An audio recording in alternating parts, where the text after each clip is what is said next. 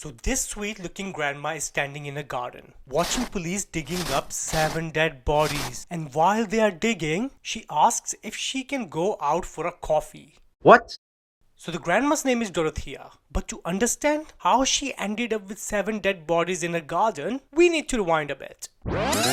Dorothea had a rough childhood. At the age of 8, her alcoholic father dies from TB. Her mum becomes a prostitute, loses custody of her children, and just 2 years later, she dies in a motorbike accident. Dorothea gets sent to an orphanage, where she was essayed several times. And when she turns 16, she leaves the orphanage, becomes a prostitute, and meets her first husband. She has 2 kids, but she gives both of them away. And by 1948, the marriage is over. Now this is where it starts getting messed up. In 1952, Dorothea marries again to a seaman, but she changes her identity. She changes her name to Tia, a Muslim woman from Egypt. But here's the thing, while her husband is out working, Dorothea is gambling away his money and inviting men back to their flat. And if that wasn't enough, she starts a bookkeeping firm, which was actually a front for a brothel she was running. So boom, 1960 she gets arrested for running a brothel.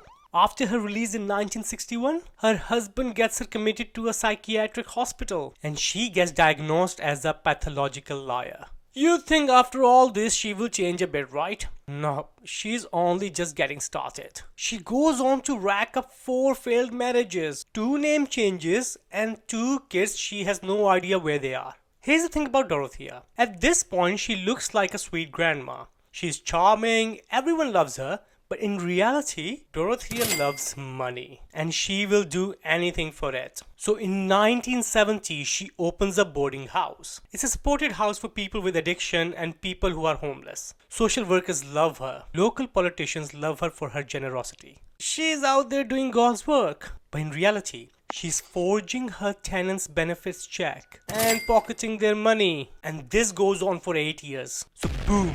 In 1978, she gets arrested for forging 34 federal checks. She gets 5 years probation and is ordered to pay back $4,000. But of course, that doesn't stop her. In 1982, she is at it again. This time, she's drugging elderly clients and stealing their valuables. And again, she gets arrested and gets 5 years in prison. While she's in prison, she starts writing letters to this guy. His name is Everson. He's a 77 years old widower. And they fall in love. At least Everson does. It's 1985. Dorothea is in her late 50s. She gets released early. Everson is standing outside the prison gates waiting for her. But what Everson doesn't know is that Dorothea is a pathological liar and a fraud. And she's about to take all of this to a completely crazy level. So just a few weeks in, Dorothea hires a handyman for some renovation work. Totally normal, right? But while he's working, she asked him to build her a box. A very specific box. 6 feet long, 30 inches wide, 30 inches deep. Yep,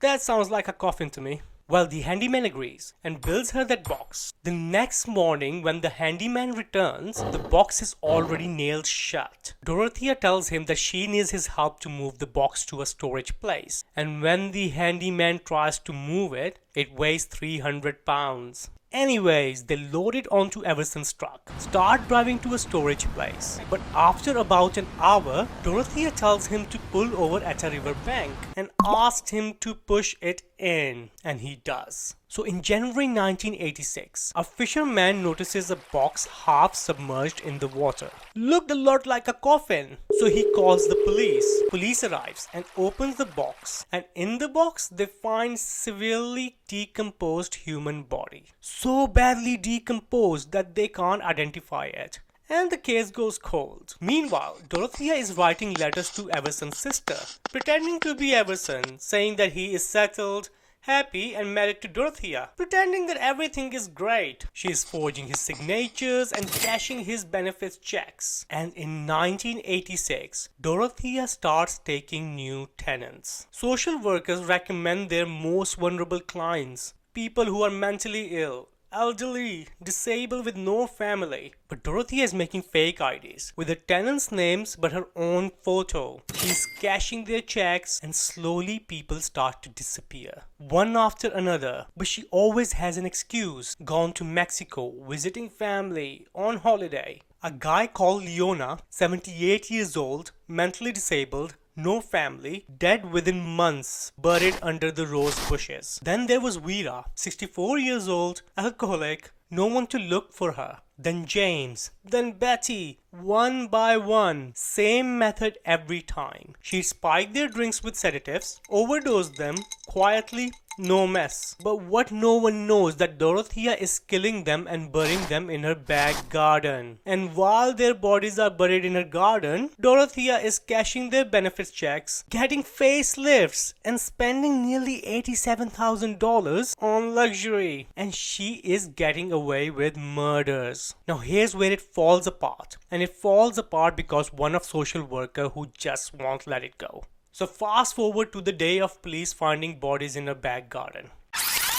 One of Dorothea's tenants named Bert disappeared. A social worker had been calling Dorothea every week asking about him. Dorothea kept saying Bert had gone to Mexico to visit family, but the social worker knew that wasn't right. Bert had been in contact with her every single week without fail. And now nothing. So she goes to the police. Police arrive and ask Dorothea about Bert. This sweet old grandma calmly tells them he is visiting family. She even gets one of her tenants to back her up. But as police are about to leave, the tenant quietly slips them a piece of paper.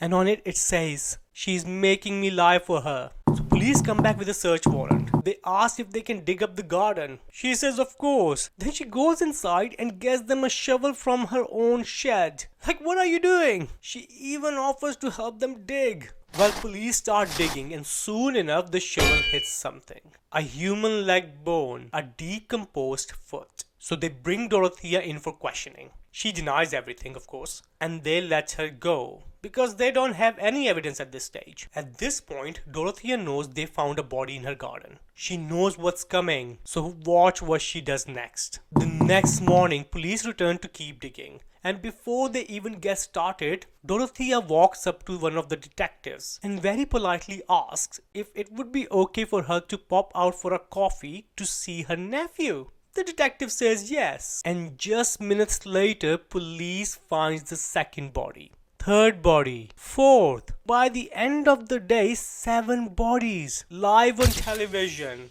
all poisoned with the same sedative, and one of them was buried alive. And Dorothea? She never came back from that coffee. A 59-year-old white-haired grandma wanted for 9 murders, faced on every news channel, national, international, magazines. She gets on a bus to Los Angeles, checks into a rundown motel. And then she does something I still cannot get my head around. She goes to a local bar, sits down, starts talking to a guy. And about 20 minutes in, she asked him, "Do you receive any kind of disability benefits?" She is wanted for 9 murders. Her face is on every TV in America. And she is already fishing for her next victim. Crazy. Well, that guy goes home, turns on the TV, sees her face and calls the police. And just 4 days after going on the run, she gets arrested. She is convicted of 3 murders. The jury couldn't agree on the other 6. But she maintains her innocence for the rest of her life. And she even writes a cookbook from prison called Cooking with a Serial Killer.